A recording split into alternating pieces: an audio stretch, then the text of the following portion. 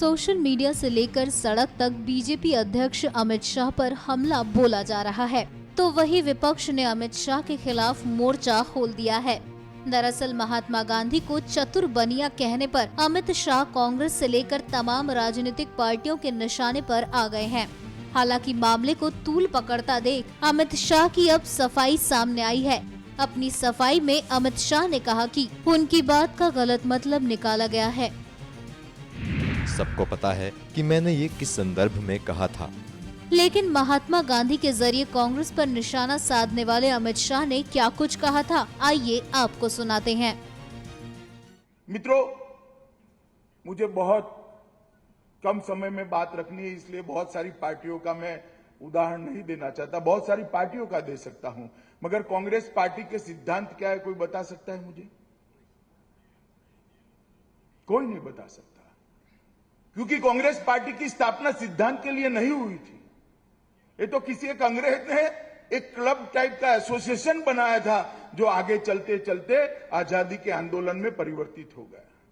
और जब आजादी का आंदोलन हुआ तब कांग्रेस में हर विचारधारा, हर सिद्धांत के लोग थे।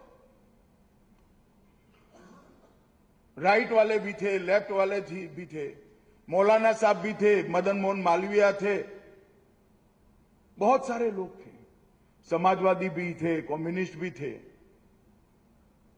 कांग्रेस का कोई सिद्धांत नहीं था। हर प्रकार के विचारधारा वाले लोग आजादी प्राप्त करने के लिए कांग्रेस का उपयोग करते थे, कांग्रेस में एंटर हो गए थे और कांग्रेस के माध्यम से आजादी का आंदोलन करते थे। तो कांग्रेस एक विचारधारा के आधार पर, एक सिद्धांत के आधार पर, किसी एक सिद्धांत को लेकर बनी हुई पार्टी ही नहीं है। वो आजादी प्राप्त करने का एक स्पेशल पर्पस व्हीकल है, आजादी प्राप्त करने का एक साधन थी कांग्रेस।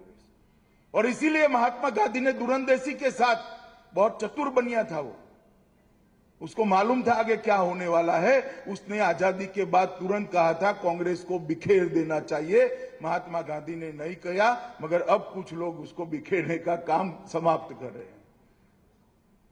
इसलिए ही कहा था महात्मा गांधी ने कि कांग्रेस की कोई आइडियोलॉजी नहीं थी, कोई सिद्धांतों के आधार पर बनी हुई पार्टी नहीं थी, देश चलाने के, सरकार चलाने के कोई सिद्धांत ही नहीं थे। और एक और भारतीय जनता पार्टी की स्थापना ही सिद्धांतों के कारण हुई, और भारतीय जनता पार्टी चली भी सिद्धांत के आधार। अमित शाह के इस बयान पर आरोप प्रत्यारोप का सिलसिला शुरू हो गया है। एक तरफ जहां गुस्साई कांग्रेस ने इस बयान को देशद्रोह करार दिया है, तो वहीं बाकी राजनीतिक पार्टियों ने अमित शाह से इस्तीफे की मांग की है। फिलहाल ये देखना बाकी है कि अमित शाह की इस सफाई पर मामला शांत हो पाता है या नहीं। NMF न्यूज की रिपोर्ट।